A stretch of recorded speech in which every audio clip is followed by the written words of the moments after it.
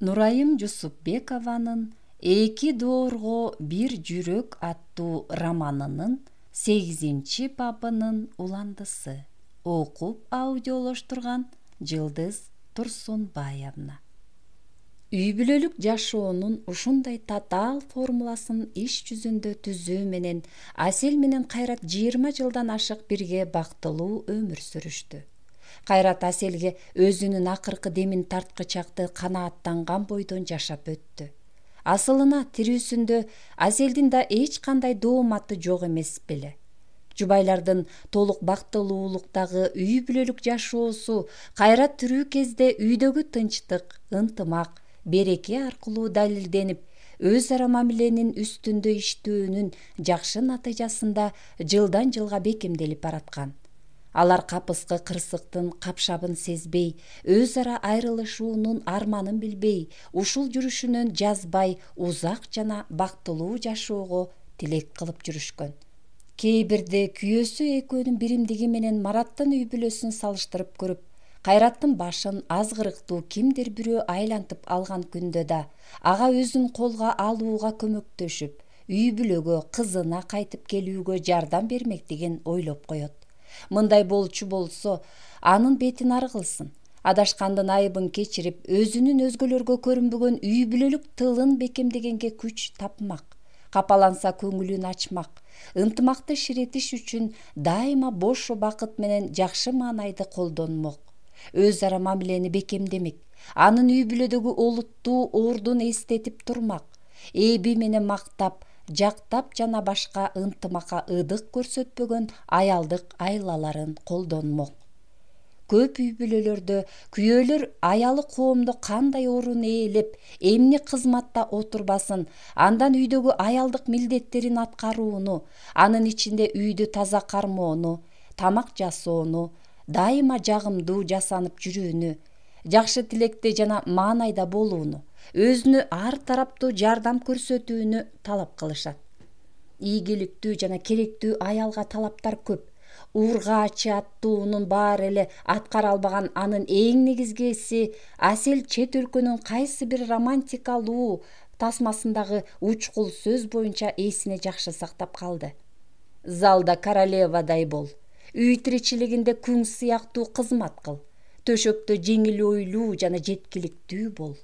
Мурдагы коммунистканы бул идея башында бир аз кыжырлантканы менен чыныгы аялдык бакытты абдан каалагандыгынан улам ийкемдүү болуп, терең ойлонуп көрүп, аял заты ушул айтылгандарды так аткарса, күнүмдүк адатына айлантып алса, анын үй бүлөлүк жашоосун бакыт эч качан таштап кетпесине көзү жеткен.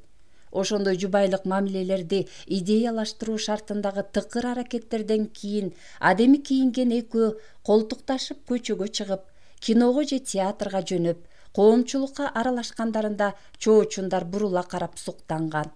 Тааныштар чын жүрөгүнөн мактоо арнашкан. Сиздерде ушундай сүйүү жана шайкештик бар экен. Ооба деген сөздү сыймыктуу айтып, бул ийгилик оңой келбегенин ойлогон. Кайрадан мындай жогорку баага татыш үчүн ошол эле аракеттерди жаңыланган жигер менен жасоого туура келген.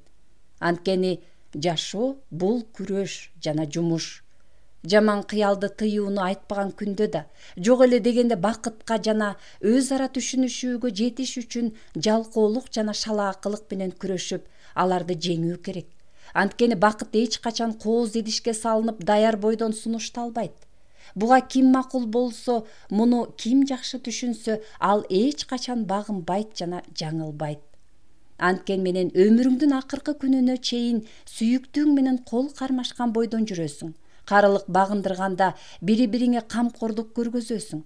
Баардык үй бүлөлүк майрамдарда генералдык макамың менен сый көрүп, жаштарга акылыңды айтып, ак батаңды бересиң. Демек, мындай үй бүлөлүк жашоо өзүңө ак кызматын көрсөткөндөн кийин жаштарга да эң жакшы үлгү болуп бере алат. Үй тиричилигинин түйшүктөрүн, жашоонун оңой эмес мээнеттерин узак карылыкка чейин көтөргөнүң үчүн мындай сый көрүүң чоң сыйлык болуп берет жана сыймык болуп калат. Мына дал ушул кыялданып, дал ушул үчүн далбас урган эле Асел. Ал эми азыр жалгыз калды, ажырашпады, ташталбады. Бирок андан жаман, жесирлик тагдыр башына түштү. Жарымы желген алма же алмурут сымал жабырланды. Жөн гана жалгыздык башка түшсө бир жөн эле. Сыртынан бүтүн көрүнгөнү менен бир колу же бир буту жок мунжу сыяктуу жаман сезим көңүлүн таштап кетпей койду. Тирүү болгондон кийин ички үнү шыбырап жүрдү. Тирүүсүңбү? Жашоону улант. Өлгөндүн артынан өлмөй жок.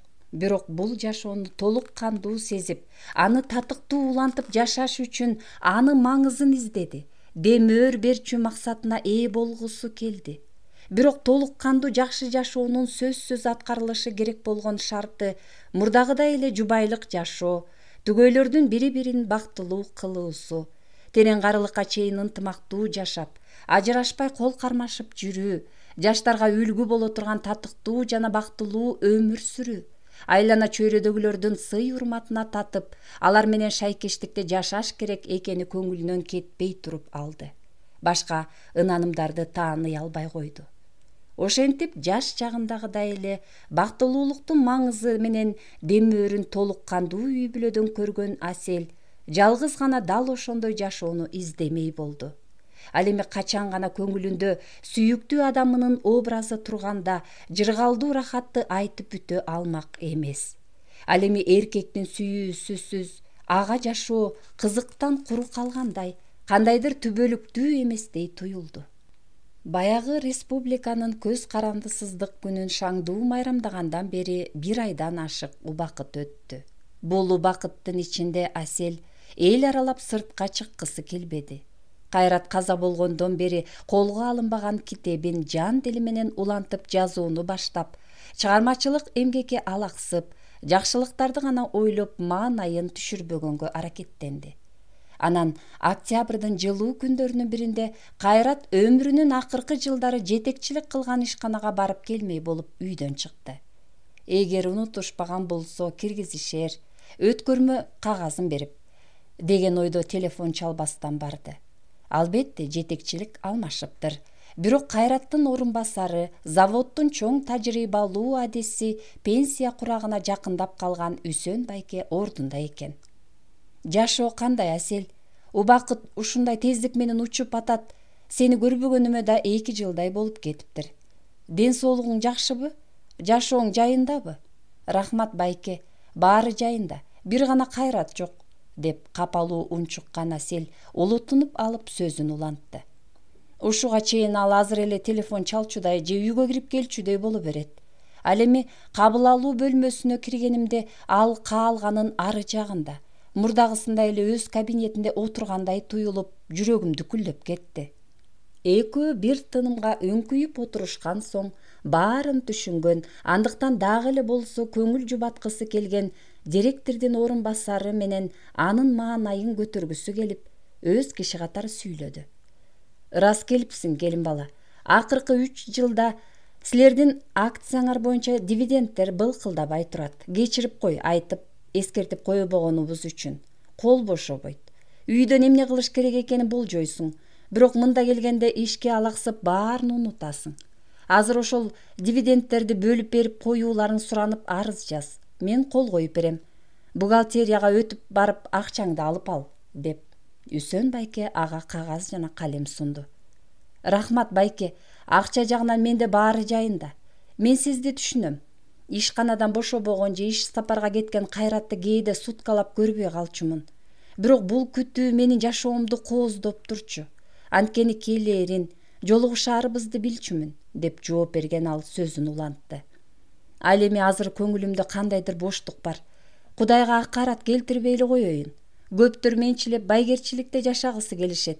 Бирок эмнегедир мени бир нерсе басып тургансыйт. Өзгөчө жүрөгүм кысылат, көңүлүм тумандап тургансыйт. Жашоонун жарыгын сезбегенсийм. Биякка келип маанайым кичине көтөрүлө түшкөнсүдү. Балким сага жумушка чыгыш керектир. Кеңсе бизден кандайдыр бир жумуш караштырайынбы я сага, деп күйөөсүнүн мурунку кесиптеши Сунуш айтты. Мейли, балким алаксырмын. Мени маяна көп кызыктырбайт. Мурункудай аяк башымды тыкандап жыйнап алсам болду. Эсиңиздеби, мен кандай жигердүү элем. Сенин жашоону жакшы көргөндөй шайыр шатман жүргөнүң эсимде. Кебетеси сага колдоо керек окшойт, Асел. Сенин кубарган өңүң менен илмийген кебетең оңолушу үчүн биринчиден кайгыңдан алаксышың керек окшойт. Келечекти ойлоп, жакшылыкка умтулушуң үчүн түрткү керек экен. Мен сага жумуш караштырайын. Телефон номериңди таштап кет, чалабыз бир күнү. Экөө ордунан турушту. Асел колдоо көрсөткөнү үчүн ыраазычылыгын билдирип, достук маанайда анын колун кысты. 2 жумадан кийин ага чалышып, ишкананын кардарлар бөлүмүнө анча чоң эмес маяна менен менеджерлик ишке чакырышты. Адистер боюнча бөлүмдүн жетекчисинин чоң кабинетинде ага арнап компьютер менен кошумча үстөл коюшуп, бүткүл ишкананын жана өлкө боюнча жайылтылган анын филиалдарынын кеңсе жумуштарын жана жетекчилик курам боюнча анкета жүргүзүү, ошондой эле заводдун башкармалыгы көрсөтмөлөгөн башка иштерди аткаруу тапшырылды. Иштин натыйжалуулугу үчүн атайын программалык камсыздоо жүргүзүлгөн заводдун жетекчилигинин курамы жетишээрлик санда экен. Ага бир эле директорлор жана алардын орун басарлары эле кирбестен, бөлүмдөрдүн башчылары менен алардын жардамчылары да кирет экен. Аселдин жумушчу ордунун сол жагында анын түздөн түз жетекчиси болуп саналган 10 жашча улуу, башкача айтканда пенсия жашына барып калган Сайкал Абдрашитованын жумушчу үстөлү жайгашкан. Ал жылдан жылга татаалдашып бараткан автоматташтырылган компьютердик жаңы программаны талап кылынган деңгээлде өздөштүрө албаптыр. Кебетеси Аселдин интеллекти менен мыкты уюштуруучулук жөндөмүн маркум күйөөсүнүн тааныштары аркылуу билген ишкана жетекчилиги заводдун адистери боюнча иш жүргүзүү тапшырылган аны менен убактылуу келишим түзүп жатып, мүмкүнчүлүк болсо кийин акырында алып барып, бул бөлүмдүн бошогон жетекчилик ордуна коюуну пландаштырды окшойт. 9 айдын жыйынтыгы чыгарылып, отчеттуулук көп болгондуктан, анын үстүнө жыл аягы жакын калгандыктан кабинет ичинде 2 аял көп сүйлөшүшкөн жок. Анын үстүнө күнү бою эмгек кодексинин жумушчу режими боюнча ар түрдүү резолюцияларды бекемдеш үчүн же аны алыш үчүн бөлүмгө кайрылгандар үзүлчү эмес. Асел өз жетекчисинин жарым сөзүнөн эле түшүнүп, тапшырмаларын тездик менен аткарганга аракеттенгендиктен, Сайкал Абдрашитовна мындай сабаттуу жардамчы келгенден бери колу узарып, жыргап эле калды.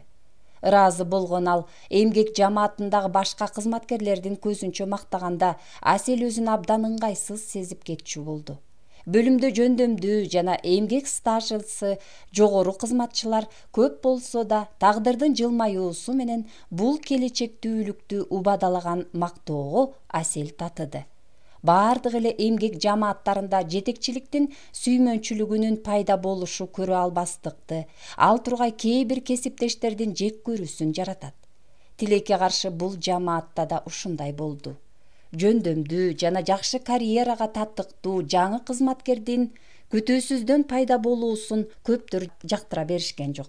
Сыртынан баардык кесиптештери өзүлөрүн токтоо кармап, жүрүш турушунун тарбиялуулугун, маданияттуулугун көрсөтүштү. Ал эми ичтеринде жетекчиликке жаккан кызматкерди түп тамырына чейин өрттөчүдөй болгон көрө албастыктын оту жалбырттап жатты. Балким Сайкал Абдрашитовна Аселдин иш аткарымдуулугунан пайдаланып, өзүнүн жумушун азайтыш үчүн аны ашепке мактап жаткандыр. Ошентсе да ал мындай мактоого арзыш үчүн караңгыга чейин бел чечпей эмгектенгенге мажбурланды. Бир айдан кийин жаңы ишин жашоосунун жаңы демөөрү катары көрүп, баш көтөрбөй иштеген, ансыз да алсыз, өңү кубарыңкы ал өзүнө ашыкча күч келтирип жибергенденби, же башка себеби барбы, күтпөгөн жерден мурдагыдай жигердүү кыймылдай албай, өчө жана эрий баштап, сыгылган лимон сымал абалга түштү. Дем алыштарда ал жакшылап эс алганга аракеттенип жүрдү. Бирок бат-баттан башы айланып, кускусу келди. Сол жак чыкыйы дайыма ооруп, турбай жата берүү каалоосу кайтпай койду. Анан 2 жуманын ичинде жанагы сыздатып ооруткан чыкыйынын үстүнө ичине суюктук толтурулгансыган тоголок шишик өсүп чыгып, көзгө даана көрүнүп калды. Мындан улам баштын ушул бөлүгүндөгү майда тамырлардын кысылышы менен бүткүл кан айланууга терс таасирин тийгизген, коюуланган канды шишик сымалдантып топтой берген церебральный арахноидит деген оору диагнозу менен Аселди ооруканага жаткырышты. Мындан улам катуу тынчсызданган туугандары борборго топтолуп келишти. Багып кароо үчүн ооруканага жаткырылган анын жанына апасы Таалайдын аялын, кичүү келинин койду. Ал Асел бардык дарылоо курсунан өтүп, мунун таасири акырындан тийишин, үйгө чыгып келип айыгышын күткөн учурда да жанында калып карамай болду. Асел өмүрүндө минтип ооруган эмес. Жалпы жонунан караганда абалы коркунучтуу болчу. Дарыгерлер тарабынан бардык дарылануу курсунан өткөрүлгөн, айыгышына убакыт гана жетишпейт деп эсептелген анын абалы ооруканадан чыгып келгенине 1 жума болсо да оңолбоду. Чыкы үстүнүн сыздатып оорутуусу күтүүсүз жерден окшоп кусуп жиберүү менен коштолуп турду. Тамакка таптакыр табити жоготуп, тамагы дайыма кургап, суусу өтө көп ичкиси келтирилген суусоодон арыла албай койду. Асел Америкадагы кызынын тынчын албоону талап кылды. Эгер ал скайп аркылуу байланышка чыгып калса, апасында баары жакшы экенин, көчөгө чыгып дүкөн кыдырып кеткенин айтып жатышты. Качан гана баш оорусу басылганда анын уйкусу келди. Асел кино сыяктуу узак түштөрдү көрчү болду. Бир түшүндө ал 20-дагыдай жапжаш экен. Чыт көйнөк кийип, жалаң тикендер өскөн чөлдө баратыптыр. Бир маалда бийик дөбөнүн алдындагы ичи караңгы терең үңкүрдүн оозуна кирип калды. Анын ичине үңүлү карап башын көтөрө бергенинде эбак өлгөн тайэжеси менен беттеше түштү. Ал маркум алдын туруп кесе айтты. Сага киргенге болбойт. Кет бул жерден. Эртең менен көл шалтер деп ойгонгон Асел дароо лимон кошулган суу сурады. Аздан кийин өзүн кичине жакшы сезе түшүп, түшүн жоруганга аракеттенип, мен өлбөйт экенмин деп кубанганында кеберсиген эрдинен жылмаюунун белгиси жылып өттү. Кийинки күнү эшикке чыгып, таза аба жуткуча кичине сейилдеп келүү каалоосу жаралып, эптеп ордунан туруп, келининин жардамы менен сыртка умтулду. 2 кат кылып жүндөн токулган кофтанын үстүнө кашемир пальто кийип, башына ошондой эле жүн шарф салынып, кыскасы болушунча жылуу кийинип, элдин көңүлүн өзүнө буруу менен келининин жетегинде 90 жаштан өткөн кемпирден бетер кыбырай басып, үйүнөн анча алыс эмес жердеги гезит саткан күркөгө барып, жаңы гезиттерге кызыга карап, анан мындай боло бергенинде көчөдөн өткөн кеткендердин арасынан күтүүсүз жерден славян улутундагы аял бөлүнүп келип, өзүнө кадалады, аяйда карап кайрылып калды. Балам, али жаш экенсиң, сага эмне болгон? Асел ыйламсыраган үндө кандай диагноз менен 2 жума бою ооруканада жатканын, бирок дарыгерлер жардам бере албай коюшканын айтып берди. Бул жөнөкөй боз өңдүү драп пальточон, башында алдынан тармалданган саргыч чачы чыгып турган жүндөн токулган жашыл береткасы бар, орто толуктуктагы аял жайдары жылмайып, Аселге кылган жакшы мамилесин улантты. Сенин атың ким, кызым? Асел, жакшынакай атың бар экен. Асел, эртең менен эрте эч нерсе жебей ач карын бойдон мага кел. Дарегимди азыр жазып берем. Менден коркпо, кайра капысынан мага жолукканыңа кубан. Болбосо сага эч кандай оорукана жардам бермек эмес.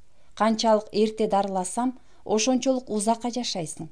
Алтын кыз, келип тетя Валяны сурасаң киргизишет, деп бир айрым кагазга дарегин жазып, буйдала түшкөн жолу менен кеткенче шашты.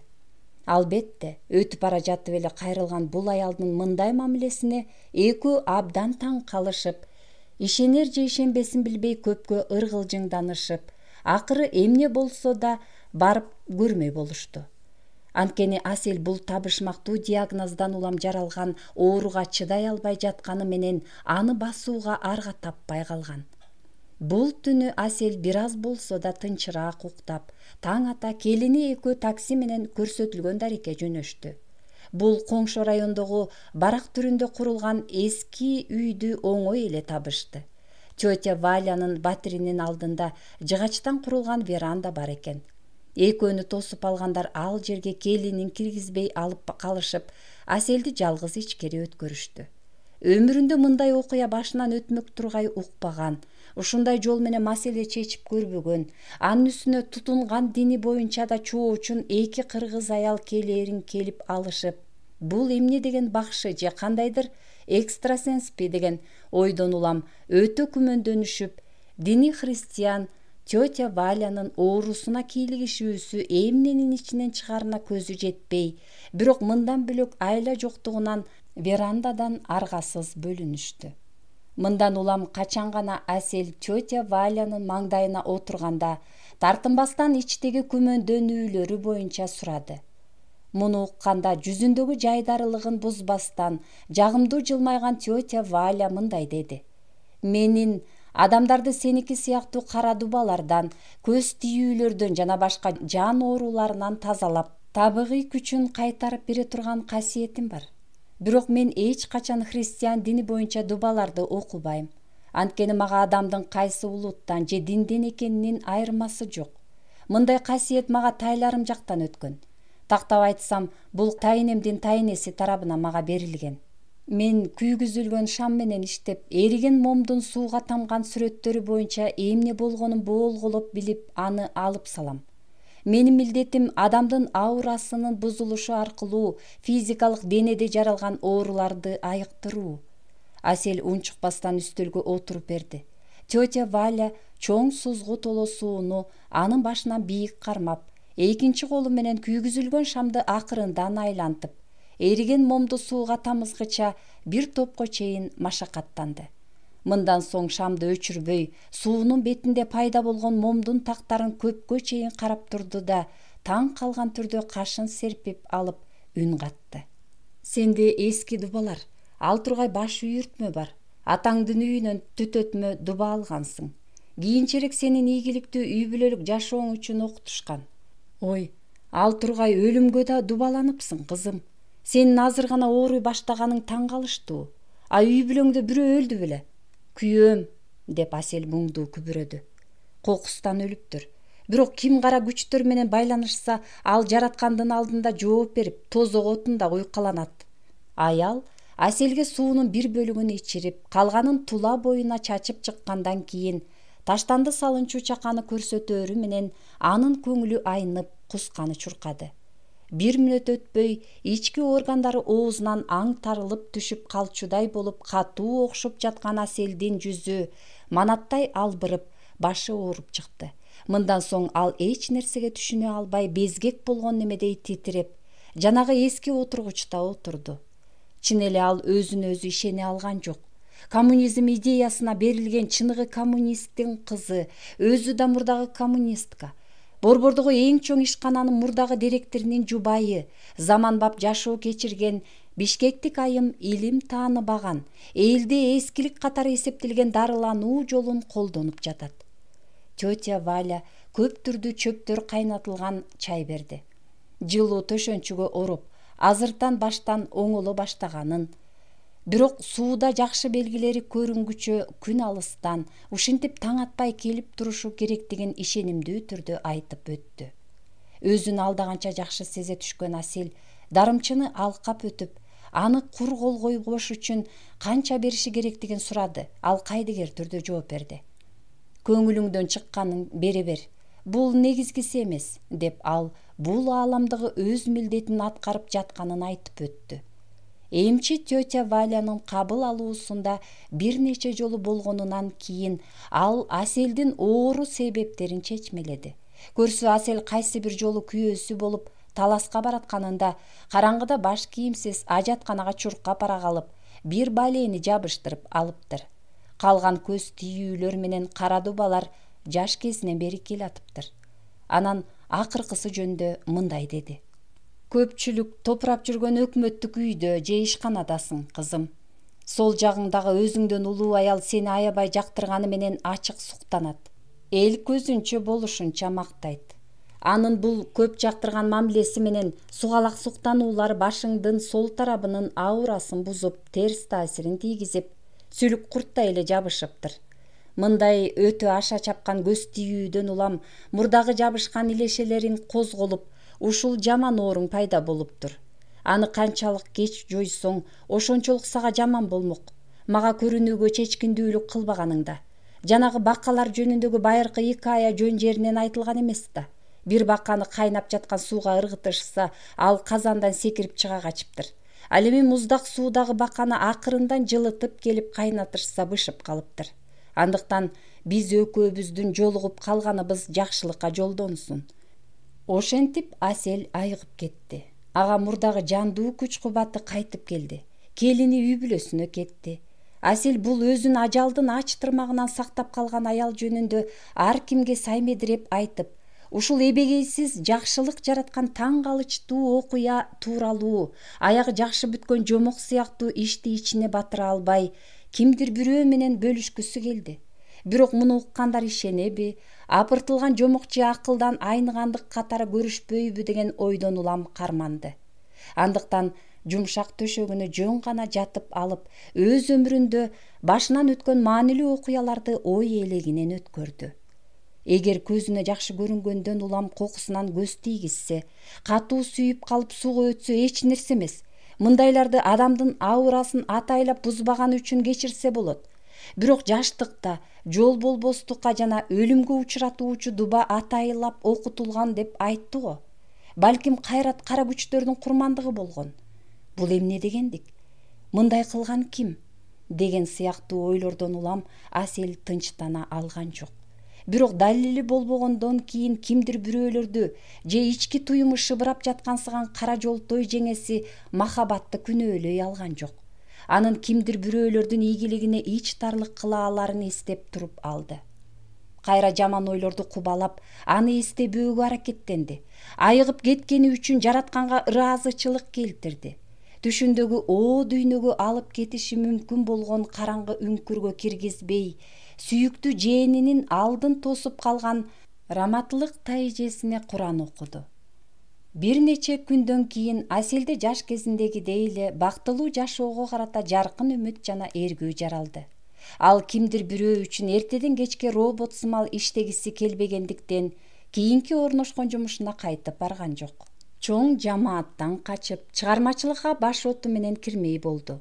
Ал көңүлдүн шаттыгы менен өмүрдү бийик баага көтөргөн абалды кабыл алды. Мындан улам ага дүйнө жаңы жана жандуу түстөрүн ачып бергенсиди. Эми ал мурдагыдай эле ырдагысы, романын жазгысы, жашоосун жаңы мазмунда улантып, кимдир бирөөнү сүйгүсү келип калды.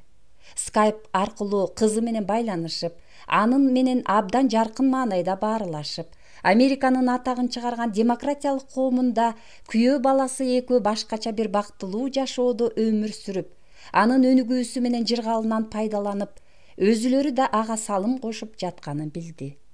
Мама, бизде баары жакшы, суранам. Өзүңүз жөнүндө гана ойлонуп, өзүңүз үчүн гана жашаңызчы. Атам үчүн кайгырганыңыз жетишет. Ал башка дүйнөдө. Бул жашоодо сиз бизге ден соолугу чың, бактылуу жана аман эсен бойдон керексиз. Мам, сиздин курбуларыңыз заманбап аялдар го. Алар менен бир жактарга барып, кимдир бирөөлөр менен таанышып, өздүк жашооңузду жайгарып, карыганда жалгыз калбаганга аракет кылыңызчы, деп ар бир сүйлөшкөн сайын ноутбуктун экранынан кызы жаштык акылына саатына аралаш жакшы каалоолорун айтат. Аларды абдан сагынган Асел, эгер чакырык келчү болсо, чын жүрөгүнөн кабыл алаарын, буйдалбастан океан аркылуу кеткен алыскы саякатка чыгаарын, анан көп өтпөй көрүшүшөөрүн айтып ишендирет. Ушул учурдан баштап жашоонун өзү анын жер жүзүндөгү бактылуу өмүр сүрүүсүнө демөөр бере баштады. Албетте, анын табиятынан романтикага жакын, Асел эгер башы бош жана өзүнө жаккан эркекке жолукса, анда эки жактын макулдугу менен өздүк жашоосун кайра баштоого белсене баштады. Бул ирет эч кандай кара магия менен дуба-субалардын кийлигишүүсүз достук, сүйүү, кам көрүү сезимдеринин табигый абалын пайдалануу менен бул бактысы ишке ашмакчы. Ушундай каалоолорун ишке ашыруу максатында жана бул жашоодо дени карды соо жашаш үчүн кээ бир өзүнө ак пейилдүү экени күмөндүү, руханий жактан туура келбеген, адам катары өзүн сыйлап барктагысы келбегендерден айланып өтүп, айлана чөйрөсүндөгүлөрдү чыпкадан өткөрө баштады. Ушундан улам улуу агасынан, анын кара магиянын кызматынан пайдаланган аялы махабаттан болушунча алыс болууга, байланышпоого аракет жасаачу болду. Бир жолу эртең менен ойгонгон Асель көкүрөгүнөн баскан кандайдыр жүктөн арылганын туйду. Тим эле табыттын үстүнө коюлган таш эстелик алынып салынгандай жеңилдикти сезип, өз үйүнө жашоого кубанган бир башкача көз карашта караганында батири да абдан таза жана кайра жаңырган абага толуп чыккансыды. Мен даана сезип турам. Жаңы жашоо башталууда. Тагдырыма жазган ошол турмушум менен баш кошкон адамым кандай болушар экен, деп ойлонгон ал өзүн бактысыз бир жесир аял сезбестен бул суроосунун жообу жазылып тургансып шыпты жылмая карады. Жаңы 2014-жыл жакындап келаткан. Жаш аялдын элестетүүсү менен кыялында, деги эле бүткүл ойлорунда бул жыл жалаң жакшылыктардан куралып, ар тараптан абдан кызыктуу да болушу жышааланып жаткансыды. Анткени энеден кайра туурулгандай сезимде жүргөн анын жан дүйнөсү наристеникиндей тазаргандыктан көп кыялданчу болгон.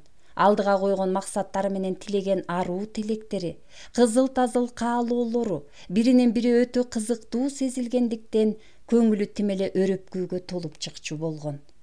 Бири-бирине жакшы ой тилектүү, жашоону жакшы маанай кооздоорун билген курбулар өз ара жеке жашоосундагы жаңылыктары менен бөлүшпөсө зеригишет.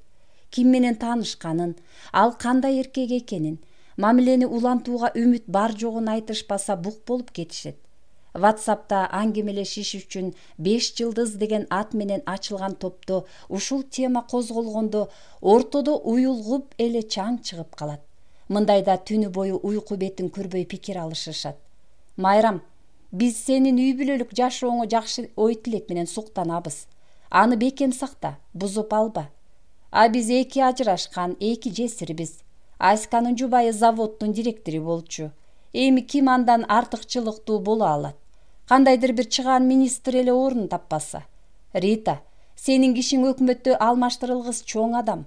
Ошон үчүн сен башкаларды эми карап да койбойсуң. Үй бүлөсү бар адамды арабыздан эч кимибиз бузганга даабайбыз. Ал эми жакшы күйөө менен эч ким ажырашпайт. Жакшы күйөөнү өзүң жасап алышың керек. Даяры менен жашап кетериң арсар. Кыздар, менин кошунамдын күйөөсүнүн классташы жалгыз калыптыр. Өзү милициянын эс алуудагы полковниги экен.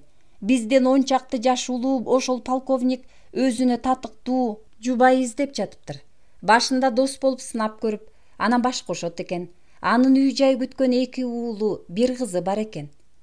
Ал балдары энеси жашаган үйгө башка аялды киргизүүнү каалашпас. Анткени алар өз энесин эч качан унутушпайт. Жаңы энесин ага салыштыра беришет, кызганышат. Андан көрө бөлөк жашаган жакшы. Кайсы курак болбосун, жеке жашоосун жөндөй албаган жалгыздардын көйгөйү шаар жеринде курчураак окшобойбу? Анткени качан гана тааныш эмес жүздөр карама каршы басып өтүшкөндөрүндө кимиси ким экенин билип болбойт. Ал эми айыл жеринин жөнү башка. Баары бири-бирин жакшы билет. Андыктан жооптор ачык, даана. Ооба? Ооба. Жок? Жок. Асель айтылуу Москва көз жашка ишенбейт тасмасынын 2 сериясындагы муңаюуну билбеген Людмиланын 20 жылдан кийин курбуларына жарыялай айтканын көп эстейт. Мен эч качан турмуштун жаман жагын ойлобойм. Ошондуктан мага жакында эле көрүстөндө таанышканга абдан ыңгайлуу экенин айтышты. Интеллигентирээк бирөөгө көз саласың, анан акырын басып анын көз кырына урунасың. Менин курбум ушундай жол менен архитекторго турмушка чыкты. Чын сөзүм. Ошол жаш кезде баары бир каарманга күлүшкөн. Азыр эми ошол эски тасмаларды 50 жаштын алдындагы акылга толгон көз караштын бийиктигинен кайрадан көрүп чыгыш керек болуп калды. Бул куракка келгенде баары эле бир кезде колдон чыгаргандардын арасынан кандайдыр бир маанилүүсүн кайрып келе калчудай сезимде жүрүшөт. Анан алардын дээрлик ар бири эң жакшыга татыктуу экенине, кыялдары орундаларына ишенимде болушат. Бул өңүттөн караганда баарынан жигердүүсү Зуля болду жана Клара турмушка чыккыча ушундай болчу. Алар дагы муңайбастан жакшы ой менен өзүлөрүн бактылуу кыла турган түгөйлөрүн, чыныгы эркектерди издешти, талапкерлерди талыкпай караштырышты. Мындайга олуттуу караган Аселда эми таанышуудан баш тартпаш керектигин ойлонуштура баштады. Кичине батымдуураак болбосо, акыр келип өзү эле жалгыз калып жаткандан кийин муну менен кимдин иши бар? Бул ой эртең менен өзү менен кошо туруп, жеке жашоосунда бир күнү ийгилик жараларына үмүт берүү менен кечке чогуу жүрүп, түнкүсүн жалгыздык бир күнү жок болорун бекемдөө менен кошо жатат. Көңүлүн көптөн бери ээлеп алган 80-жылдардын муңдуу музыкасын эми андан да кем эмес Кыяматтык махаббат кинотасмасындагы таанымал ыр сүрүп чыгарды. Жан дүйнөмдө тынчтык жоголду. Күнү бою күтөм бирөөнү. Уйку көрбөс болдум мен оңду, күтө берип кимдир бирөөнү.